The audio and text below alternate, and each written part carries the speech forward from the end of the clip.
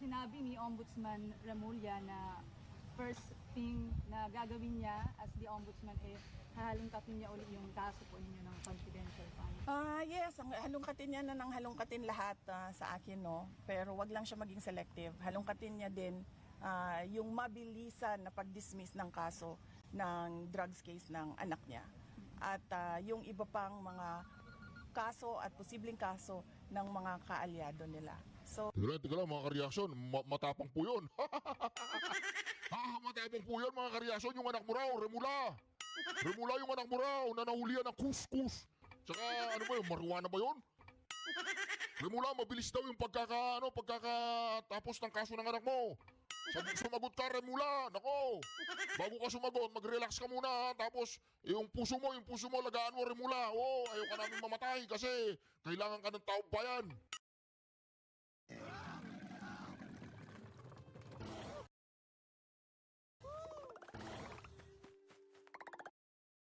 Diba, ang masamang damo, mahirap mamatay pero hindi ka masamang damo. Yung anak mo lang nasangkot sa damo, di ba? Oh, yun lang. Pero si Remulla, hindi po masamang damo yan. Kaya malapit na mamatay. Hindi mamamatay yan. Basta hindi mamamatay yan. Kailangan umabot yan ng 2,000 taon, nasa ombudsman pa rin.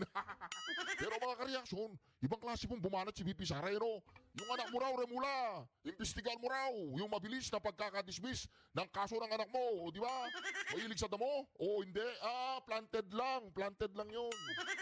wala tayong problema dyan, manghalungkat. Halungkatin lahat. Last on my end po, sa palagay niyo ba ulit yung kaso po ninyo ng confidential fund?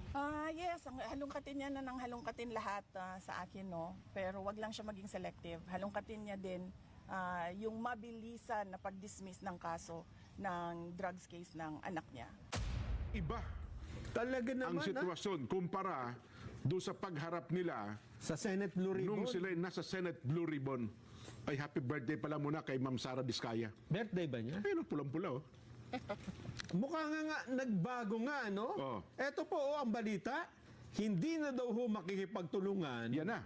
ang mag-asawang Sara at Carly Diskaya sa investigasyon ng Independent Commission on Infrastructure. Yan ang sinasabi ko, Nelson. Ito po ang sinabi ni ICI Executive Director Attorney Brian Kitt. Naku, ayaw na po magipagtulungan ng mga Diskaya. Nung narinig po nilang ginawang state witness itong si Martin the Luther Romualdez, mga kareaksyon, the Luther King, Romualdez, umatras na po itong si Diskaya. Siyempre, baka doon sa kanila sinumpang salaysay, ang mastermind ay si Tambaluslos, tapos siya yung magiging state witness, sila ang makukulong, ganoon. Siyempre, lalaban na sa bayan ng mga Diskaya. Lalaban na yung mga yan, suicidal na yung dalawang magkasawang yan, nalangan naman ng taong bayan ang totoda sa kanila. Diba? Kaya dito mga kareaksyon, umpisa na natin, Erwin! Oy, Boying, nasa na kayong dalawa? Bending dalo na! Eto na mga kareaksyon! Wala ho tayong pakialam sa batas na yan. Sometimes, you have to bend the law to be able to please the people. Mas mataas po ang taong bayan sa batas. Am I right, Secretary? Yes, sir. Remulla? Yes, sir. Yes, sir. Yes, sir. Mr. Chairman. Thank you, Mr. Chair. Kay Erwin Tulfo. But sometimes you have to bend the law. Yes. But you're not breaking the law. Yes. Yun naman ang malinaw doon. You're not breaking the law. There's nothing wrong with bending the law kasi bending lang yan Parang ruler yan. Pwede mong Within the bounds. Within the bounds. Ako yan, di ba? Within the bounds. Within the bounds of law. That's also the... Ilan po, basta ang ating po sigaw dito, ikulong! Mandarambong! Ikulong! Mandarambong! Bong! Abangan po sa aming pagbabalik! Marcos resign! Lahat ng mga Marcos sa susunod na 2028, huwag na natin iboto! Huwag na! Sapagkat mayroon silang James na magnanakaw. Magnanakaw ang mga Marcos! Magnanakaw! Walang hiyayan! Walang ya!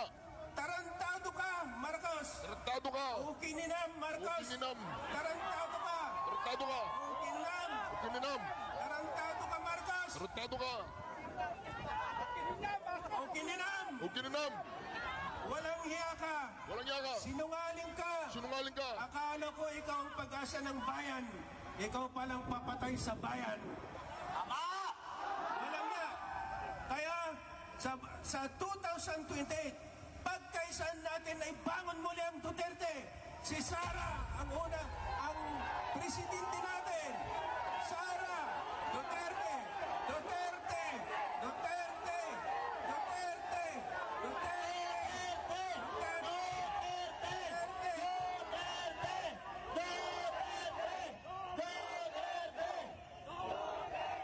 Nakakaloka yung matandang manunupa na may sumpa.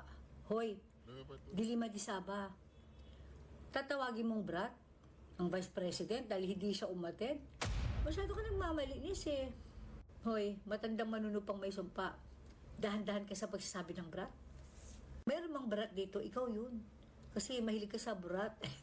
Sorry. Halika dito! Kinakausap ba kita? Ninakawan mo kami, kaya kami binabaha. Halika dito! Putang ina ka! Ninakawan mo kami, kaya kami nagwawala! Ako po'y nananalangin na sana'y patawarin ako sa maaari kong magawa. Galit sa aking damdamin, sa unang pagkakataon ay hahayaan ko kung mawala. Sawa na po kaming hamakin ng mga mapagbalat kayong may hangaring na masama.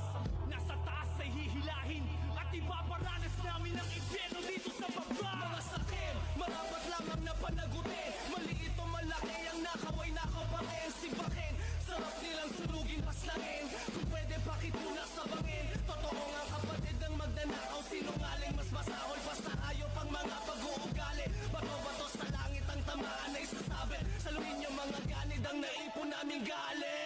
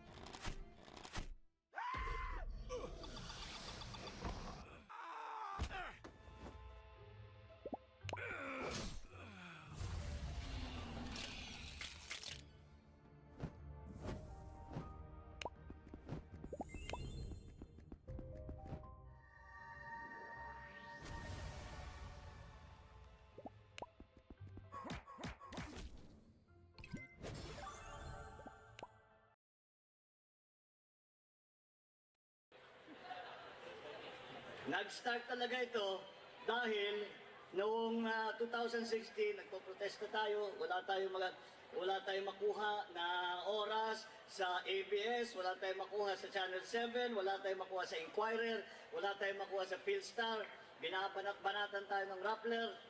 Eh, sabi ko, the only... Nag-start talaga ito noong 2016 nagpo-protesta tayo, wala tayong makuha na oras sa ABS, wala tayong makuha sa Channel 7, wala tayong makuha sa Inquirer, wala tayong makuha sa Philstar, binabanat-banatan tayo ng Rappler. Eh, sabi ko, the only option that we have is social media. Kaya June kami nag-concentrate. Kaya nag-hire ako ng libo-libo na troll army. Alright, reaction. TVBase nagbabalik. Reaction. Napakaganda po ng pag-uusapan natin ngayon mga ka-reaction. Mantagin po ninyo ang mga diskaya. Ayaw na pong makialam dyan sa ICI. Eh, nung gusto pong gawing state witness, itong si Tambaluslos, ang mga diskaya, mga ka-reaction, umatras na. Nako, umatras na po sila. Dahil, paano, siyempre, maisip ng mga diskaya. Paano mo gagawing state witness si Tambaluslos? Eh, papunta sa kanila sila ang pinaka-guilty. Anong gagawin nila? Kami ang pinaka-guilty. Sabi po siguro ng mga diskaya, ano? Kaya ayaw na po nilang umaten dyan sa may ICI. Wala namang kapangyarihan yung ICI na yan. Umaten ka dyan, hindi ka umaten, wala naman yan eh. Wala namang mandato yan eh, di ba? Yan eh, katarantaduan lang ni Bongbong Marcos yan eh. Ano kapangyarihan yan? Nasa saligang batas ba yung ICI? Wala. Wala kang kapangyarihan mag-ano yan eh. Usapan tungkol sa pagiging state witness ni Martin Romualdez. Ano ba naman sila, yung mga dapat state witness, hindi yung pinaka-guilty? Ano ba naman yan? Talaga naman na tinutumbok ng sangkatutak na ebidensya na sa Kongreso nagmula ang iba't ibang kalokohan. Kaya kinakailangan suriin natin maigi, pambihira naman, magbibida-bidahan pa ngayon. May mensahe kayo sa ICI. Sorry? Mensahe niyo sa ICI. Ay, hindi ako nakikialam dyan. Independent daw sila. Daw. Si Romualdez, willing daw siya i-publicize yung kanyang SALN kung utusan siya ng ICI. Wala namang problema yung SALN. Ang tanong, totoo ba yun? Totoo bang yun lang? What do you think is the reason behind bakit umarap siya sa ICI? Anong nakikita niyo dito? Hindi ko alam. Pero panibagong script po yan. Parang Korean telenovela. Bagong plot twist. Pag muna tayo lumundag. Sa mga hindi mataas ang expectation mo na may magagawa yung ICI to address itong flood control. Yan naniniwala ko sa mga members ng ICI. Huwag lang tayo magpaandar sa kung ano-anong gimmick dyan. Stop taking meeting notes and let ClickUp AI Note Taker do it for you. It allows you to focus on your meetings, not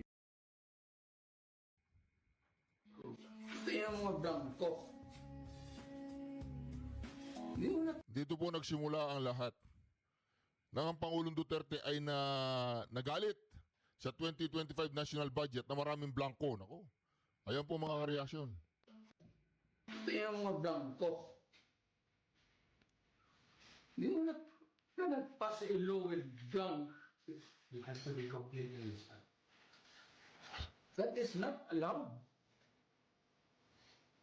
Mag-ano pa yung tao, ano bang ibig sabihin nito? Ano bang ilagay natin dito? In the same manner, yung mga blanco dyan corresponds to that particular item is free to just fill up the amount.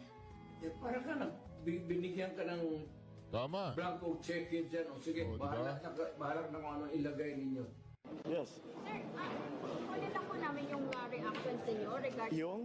reactions niyo, sir, regarding sa allegation po ni former President Duterte regarding sa blank item. He's lying. He's a president. He knows that you cannot pass a GAA without with a blank. He's lying. He's lying because he knows perfectly well that that doesn't ever happen. Sa kasaysayan ng buong Pilipinas, hindi pinapayagan na magkaroon ng item ang GAA nang hindi nakalagay kung ano yung project at saka ano yung gastos, ano yung pondo. So, it's a lie.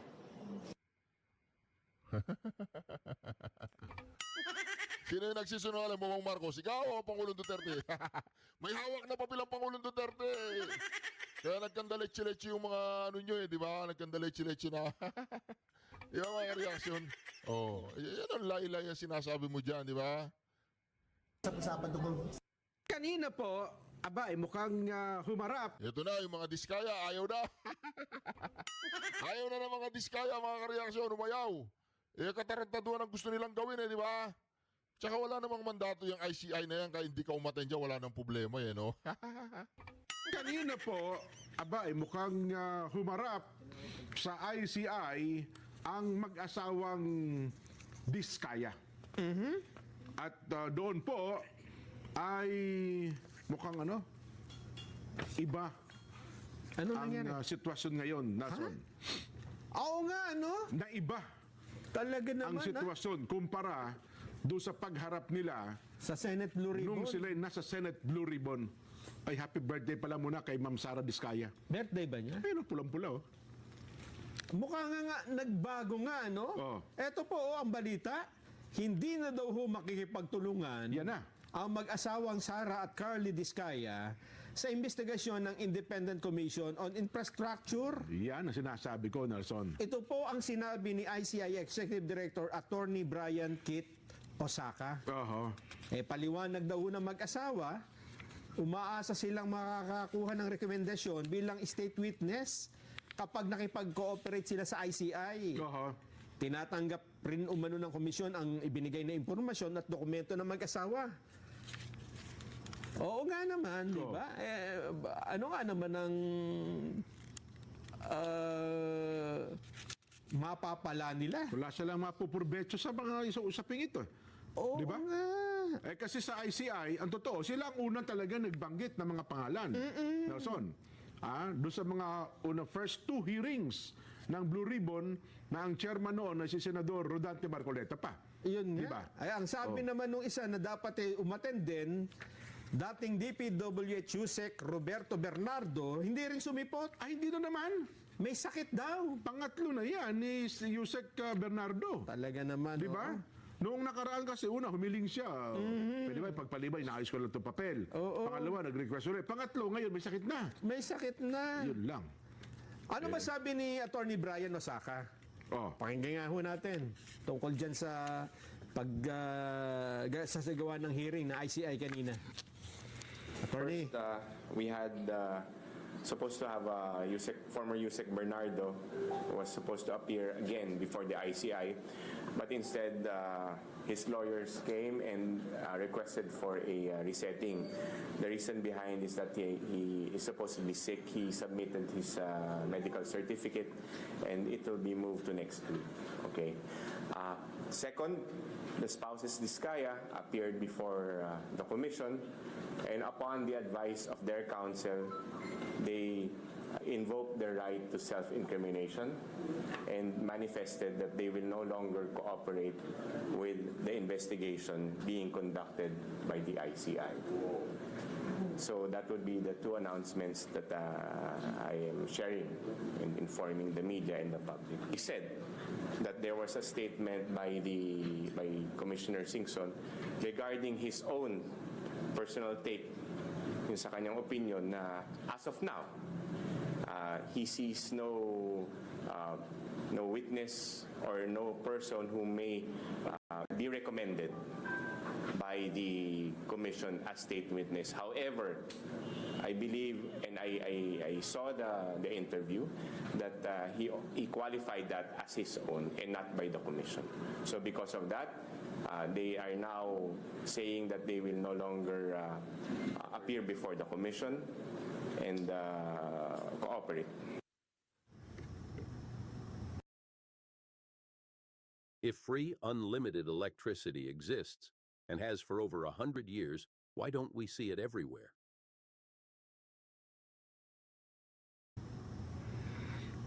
So, yun.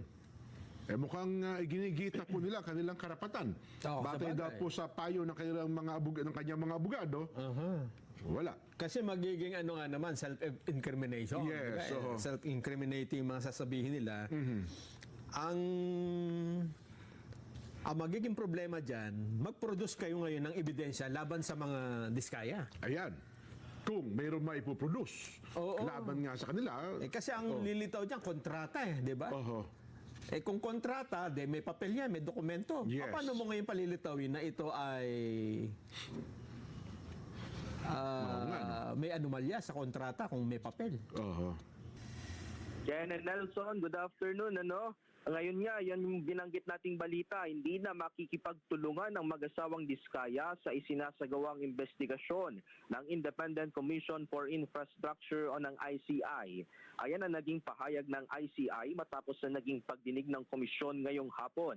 Ang desisyong iyan ng mga Diskaya ay ipinahayag ng abogado sa komisyon matapos ang naging panayam ng dating DPWH Secretary at ngayon miyembro ng ICI na si Rogelio Babe Singson sa isang vlog kasama ang isang broadcast journalist.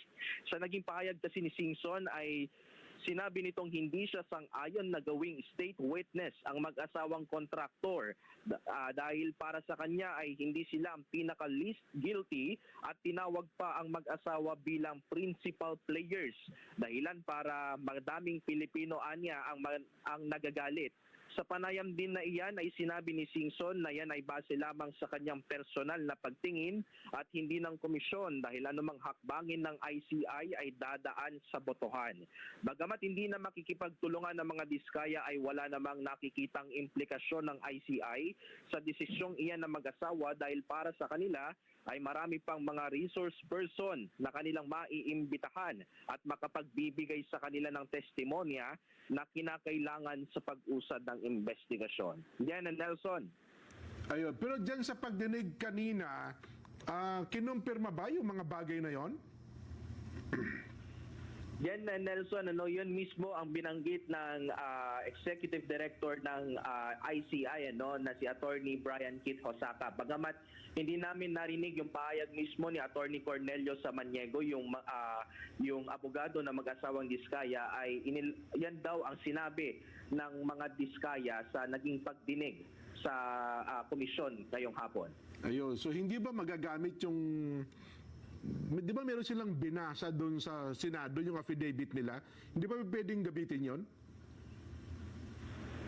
Hindi namin natanong yan, Jan Nelson, kung magagamit ba yung affidavit na kanilang sinumpaan doon sa Senado. Pero ang nabanggit kasi na pinakapunot dulo nga o yung dahilan kung bakit hindi na makikipag-coordinate at makikipagtulungan itong mga Diskaya ay dahil nga doon sa naging pahayag ni Babe Singson doon sa isang vlog na sinasabi doon ni Singson na hindi niya irerekomenda personally ang mga Diskaya bilang state witness dahil ang criteria nga para sa pagiging isang state witness ay not the most guilty at tingin nga ng ICI ay ang mga Diskaya ay principal players doon sa mga maanomalyang flood control projects. Maraming salamat. Si T.D. Mendoza po yan na nakatutok sa ICI. Thank you. Mr. President, this is on the ongoing investigations on corruption. Teka lang mga kareaksyon. Teka lang ha. Alam po ba ninyo na ang pag-atras ng mga Diskaya, yan ay nang lumitaw si Tambaluslos na gawin siyang state witness. Umatras na po ang mga Diskaya. Siyempre, hindi naman mga bobo yung mga abogado ng mga Diskaya. Kasi yung kanilang sinumpang salaysay, pumupunta ang investigasyon kay Bongbong Marcos tsaka kay Tambaluslos. At tsaka mga kareaksyon, bakit hindi aatras ang mga Diskaya? Maraming alam yung mga yan. Di ba? Sila nga daw ang paboritong kontraktor ni Bongbong Marcos doon sa Ilocos Norte. Kaya, itong mga Diskaya, palagay ko, ito yung magiging bayani, ito yung magiging susi. Sila yung magiging bayani at magiging susi sa lahat ng katarantaduang ito, mga kareaksyon. Bakit? Kasi sila po mga kareaksyon ang may kinalaman sa lahat. Kasi sila halos yung alam nila kung kanino pumupunta yung pera. Di ba? Hintay-hintay lang tayo mga kareaksyon sa pag-atras ng mga Diskaya na to. Isang magandang sinyalis yan, isang magandang barometro na mayroong pasabog ang mga Diskaya sa mga darating na araw. Ayan ang nararamdaman ko kasi wala na suicidal na mga Diskaya. Sa ayaw at sa gusto nila, kapag, alimbawa, makukulong ang mga yan, ang mga Diskaya makukulong, sila lang. Papayag ba yung mag-asawang yan? Sila lang. Diba? Hindi ba pwedeng ibanggitin si Bongbong Marcos, si Sandro Marcos, si Lisa Araneta, tsaka si Tambaluslos Saldico, hindi nila pwedeng banggitin? Di po ba mga kareaksyon? Kaya hindi papayag ang mga Diskaya na yan na hindi lumalaban. Hindi sila, they will not go down na yung hindi sila lumalaban, lalaban ng dalawang mag-asawang yan. Mga taong bayan ang papatay sa kanila sa Manalob eh. How do you respond to assertions that these investigations will eventually lead to your doorstep? Because number one, will eventually lead to your doorstep. Because number one, you signed the budget, you have direct supervision over those you appointed who may be involved, and of course you hold sway over your political allies in both houses of Congress whose names are now being floated, led of course by the former speaker and your cousin, Martin Romualdez. Well, I'm confident because I know what we did or did not do. But if we investigate everybody, we follow the evidence, and wherever that leads is not something that we try to direct or influence. That's why we have the ICI. They are an independent commission, and that is their job. And their job is to follow the leads that they receive, and if necessary or if it is justified, that they will now recommend to either the Ombudsman or to the DOJ that cases be filed. So let them do their work. We do not interfere with what they do. Wherever it may lead, sinabi ko na nga yan, wala naman tayong tinatago, wala tayong, malakas. I know that there are several, the opposition would love to bring me into this, to include me in all of this. But that's politics. That is not to do about corruption. That is to do about politics. Gusto nila akong tanggalin. Oh, yeah, sige, kaya nila gagawin lahat yung mga gagawin nila. Tama na, Bongbong Marcos. Masakit ka sa tenga. Tama na, puro kasinungalingan naman ang sinasabi mo eh. Gusto ka nilang tanggalin ng tanggalin. Talagang hindi ka nila tatanggalin, magre-resign ka. Magre-resign ka. 100% kasi gusto mong kaladkarin ka nilang palabas ng Malacanang o mag-resign ka na lang. Mag-resign ka na lang. Kasi yung mga kaibigan mong mga oligarko, mga kaibigan, pag ang taong bayan na ang kumilos at nagwala, eto ang papalit sa'yo, Bongbong Marcos, pakinggan mo to. Di po ba mga kareaksyon? Ito ang papalit kay Bongbong Marcos. Tama na, Bongbong Marcos. Masakit ka sa tenga, walang ya. Di ba? Mantakin mo yan. Yung 2025 national budget, may mga blanco. Kaya nagalit kayo kay Duterte, pinadala nyo sa dahig. Ngayon, asan yung mga loyalista? Wala. Wala naman talaga mga loyalista eh. Ngayon ang kakampi niya, mga yellow pink. Mga yellow pink. Sina Kiko, sina Bam Aquino, na dating sabi nila, hukayin yung tatay niyang diktador, hukayin, sabi ni Kiko. Saka ni Bam Aquino, ngayon, nanalo silang dalawa, milagro, ganoon.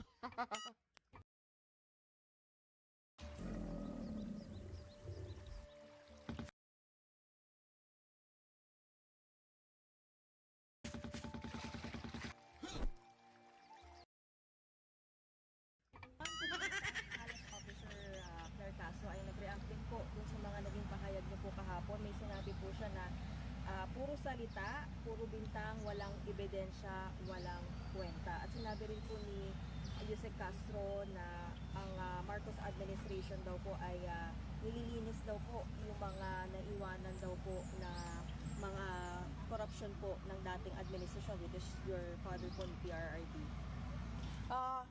Well, unang-una, wala naman akong binintang sa kanila. So, hindi ko alam kung ano yung sinasabi niya na puro bintang na walang ebidensya.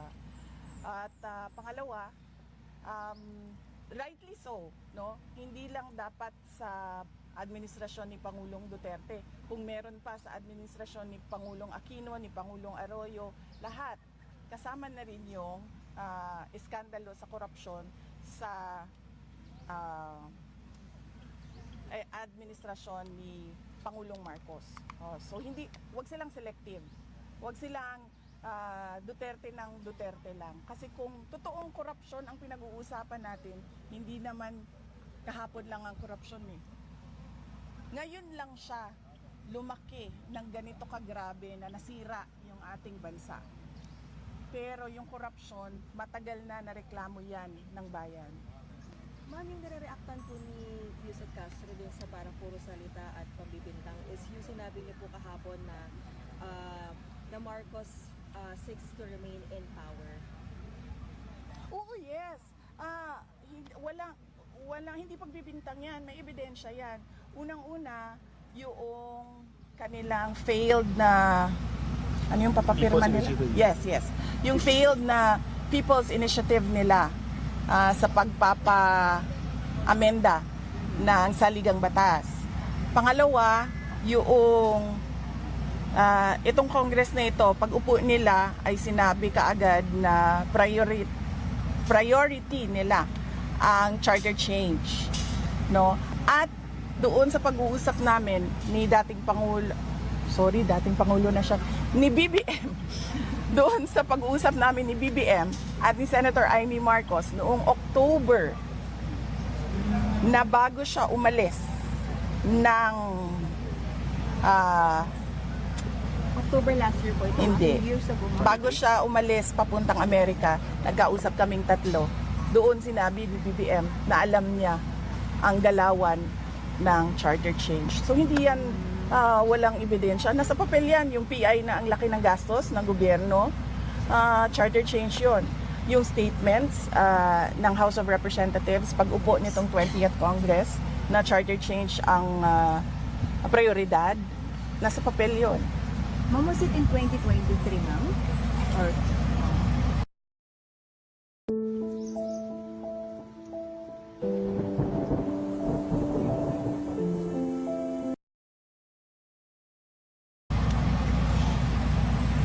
Yes, 2023 siya umalis, papuntang US na nasa Department of Education pa ako. Nung unang lumabas yung impeachment, October 2023, unang nagsalita ang Makabayan sa impeachment ko.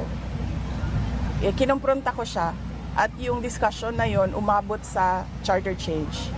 Hindi ko alam kung bakit umabot doon, hindi ko na maalala, pero nandun si Senator Amy Marcos. Tatlo kami nag-usap. At nagsagutan na sila sa charter change. Pero ang pinunta ko doon is, tinatanong ko siya, bakit mo pinapabayaan na gumalaw ang House of Representatives ng impeachment na wala naman akong ginagawa. pero ma'am, ano raw po ba yung end goal ng charter change? Why are they pushing that dun sa inyong discussion? Ang cover story nila is economic provisions, 'di ba? At ang sinasabi naman natin, ang dami namang batas na ang kailangan lang ay implementasyon, hindi kailangan ng pag-amenda ng Constitution. Yan yung cover story nila, charter change. Pero ang totoo niyan, term extension yan. Ma'am, can you recall the answer of BBM that time when you asked him na bakit mo hinahayaan na wala ka namang ginagawa? Nag-deny ata siya at the time. Or no. Ang sinabi niya, hindi siya nag-deny. Ang sinabi niya, that will not happen. Parang ganyan yung sagot niya. Check with Senator Amy Marcos, kung tama yung memory ko. Same promise that he gave you pagdating sa arrest ni PRRD, ma'am, di ba? That he will not support. Yung sa arrest ni PRRD is not about request ko sa kanya. Ang sinasabi ko doon is yung pagpasok ng ICC dito sa ating bansa because it's an affront on our national sovereignty. And I questioned that on paper and he answered on paper as well na hindi pa papasukin ang ICC. And I think lumabas na yung papel na yun kasi parang nilift siya sa isang group chat ng mga lawyers. Ma'am, ano po ang tsansa ng defense team na makapanalo sa kaso po ni PRRD po dun sa Hague? Ma'am, hindi ko ma-assess yung chances nila kasi hindi ko nakikita yung lahat ng documents na nasa prosecution. Sila lang kasi ang nakakakita nun, ma'am. Hindi siya pinapakita ng abogado dahil bawal sa kanila yon na ipakita nila. At kapag kasi na-sanction ang abogado or na-disqualify ang abogado, mahirap siya kasi kailangan maghanap ng bagong team. Kumusta po ang moral ni PRRD doon sa... Ano siya, ma'am? Malungkot. Malungkot siya sa nangyayari sa bayan. Oo. Kasi frustrated siya kasi hindi siya makatulong ba? Gusto niya tumulong, hindi siya makatulong.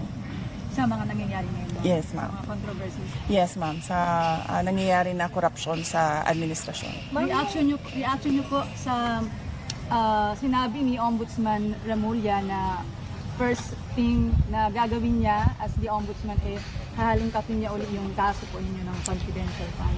Yes, halungkatin niya na ng halungkatin lahat sa akin, no? Pero wag lang siya maging selective. Halungkatin niya din yung mabilisan na pag-dismiss ng kaso ng drugs case ng anak niya. At yung iba pang mga kaso at posibleng kaso ng mga kaalyado nila. So, Teka lang mga kareaksyon, matapang po yun. Matapang po yun mga kareaksyon, yung anak mo raw, Remulla. Remulla yung anak mo raw, na nahulihan ng kuskus. Tsaka ano ba yun, marijuana ba yun? Remulla, mabilis daw yung pagkakatapos ng kaso ng anak mo. Sumagot ka, Remulla. Nako, bago ka sumagot, mag-relax ka muna. Tapos, yung puso mo, lagaan mo, Remulla. Ayaw ka namin mamatay kasi kailangan ka ng taong bayan. Diba? Ang masamang damo, mahirap mamatay pero hindi ka masamang damo. Yung anak mo lang nasangkot sa damo, di ba? O, yun lang, yun lang. Pero si Remula, hindi po masamang damo yan. Kaya malapit na mamatay, Hindi mamamatay yan, basta hindi mamamatay yan. Kailangan umabot yan ng 2,000 taon, nasa ombudsman pa rin. Pero mga kareaksyon, ibang klase pong bumanat si VP Sara, no? Yung anak mo raw, Remula, imbestigahan mo raw yung mabilis na pagkakadismiss ng kaso ng anak mo, o di ba? Mahilig sa damo? O hindi? Planted lang yun. Wala tayong problema dyan, halongkatin lahat. Last on my end po, sa palagay nyo ba uli yung kaso po ninyo ng confidential fund? Yes, ang halongkatin niya na ng halongkatin lahat sa akin, no? Pero wag lang siya maging selective. Halongkatin niya din yung mabilisan na pag-dismiss ng kaso ng drugs case ng anak niya. At yung iba pang mga kaso at posibleng kaso ng mga kaalyado nila. So, wala tayong problema dyan, halongkatin lahat. Last on my end po, sa palagay nyo, bakit yung pagiging presidente nyo po, vice-presidente nyo po ang parang idinidiin talaga sa different issues po. And of course, PRRD din po sa mga corruption. Kasi di ba may mga ginagawang investigation pero palaging napupunta po sa Duterte administration ang mga... Opo, ma'am. Ang tawag po dyan, ma'am, sa ganyan is political scapegoating. Ang ginagawa po ng isang tao o ni BBM ay dahil wala siyang ginagawa, walang mga proyekto, walang accomplishments ang kanyang gobyerno at matindi ang corruption na ginagawa nila. Ang ginagawa nila ay inaatake nila yung kalaban nila or perceived na kalaban nila sa politika para doon nakatuon yung atensyon ng mga tao at tuloy-tuloy lang yung kawalan ng accomplishments ng gobyerno at tuloy-tuloy lang yung kanilang corruption sa budget. So ang term po dyan ay political scapegoating. Thank you po. Ma'am, as a lawyer, malaking bagay po ba kung ang Philippine government mismo ang magmamanifest, say parang para i-release si PRRD? Kasi at one point in time, nabanggit ni Attorney Kaufman na waiting na lang sila sa pakikipag-usap sa administration o sa government on the possibility of the release of the becoming president.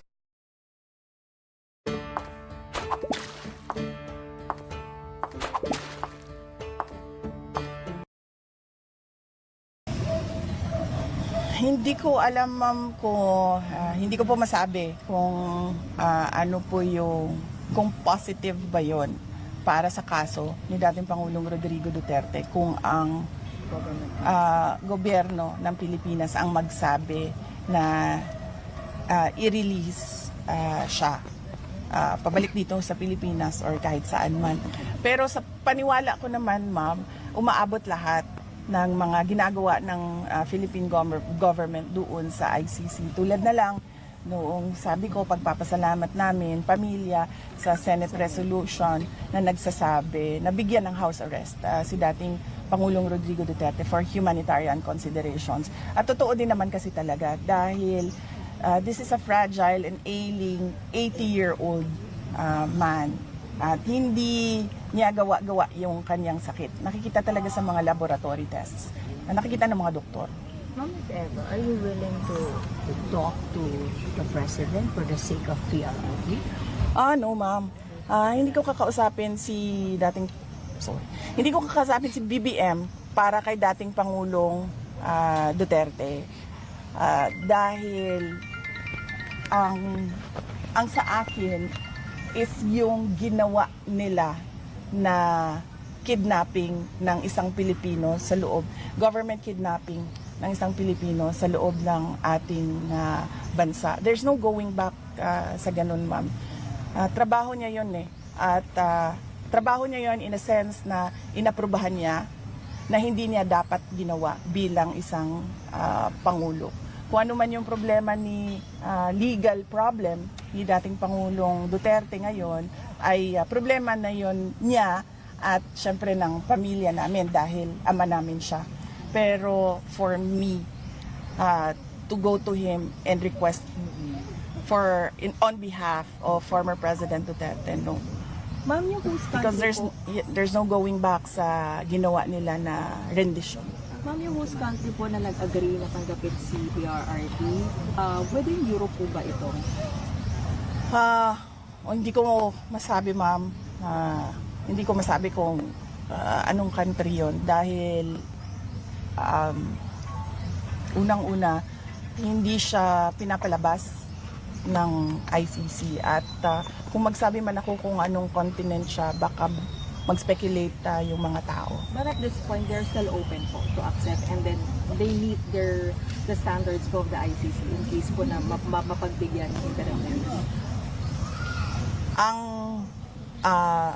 Ang huling pag-uusap namin ng abogado patungkol sa bansa na ito at sa interim release ay meron pa rin cooperation yung bansa doon sa appeal na ginawa nila para sa denial ng interim release. Ma'am, I hate to ask this, ma'am, pero are you already like for conditioning the former president ng yung bang worst case scenario na he might really be staying there until Christmas? Oh yes, ma'am. Expected na talaga namin yon. Aware po siya. I mean, kinukondisyon niyo na ba yung utak niya na baka hanggang Pasko, hindi ko pa? Hindi ko pa kasi siya nakakausap lately, but nakakausap naman niya yung abogado niya araw-araw. So alam ko na meron siyang information na ganun yung mangyayari. Ang sa akin lang ngayon is hinahanda ko yung schedule ng pagbisita ng mga family members. But the family is looking at that worst case scenario na baka magpasko nga talaga si Presidente doon. Yes, ma'am. Kasi naka-on deck na si Veronica, si Kitty, para mag-Pasko at mag-New Year doon sa Hague. Si Veronica at si Mira. Napapansin ko naman kasi na or napapansin naman natin lahat na si BBM hindi siya pumipili base sa kwalifikasyon ng kanyang mga appointees. Napapansin na pumipili kung sino yung kaalyado nila at sumusunod sa kanila. Pero kayo magtingin niyo, qualified ba si Lisa Castro? Hindi ko siya kilala. Hindi ko siya kilala at hindi ko alam kung anong nagawa niya para sa bayan, para siya umabot. At hindi ko alam kung ano yung nagawa niya para sa legal circles and legal community and judicial system para siya maupo ng Department of Justice Secretary. No? Ang masasabi ko lang ay hindi siya magaling na tagapagsalita ng Office of the President because she brings embarrassment to the country. Kasi ang tagapagsalita ng isang Pangulo, pinakikinggan niya ng global community, ng international community. At pag nakikita ng mga kapitbahay natin, yung mga malalayong lugar na ganito magsalita, ang tagapagsalita ng Office of the President, nagdadala yun ng kahihiyan sa bayan. Alright. Thank you.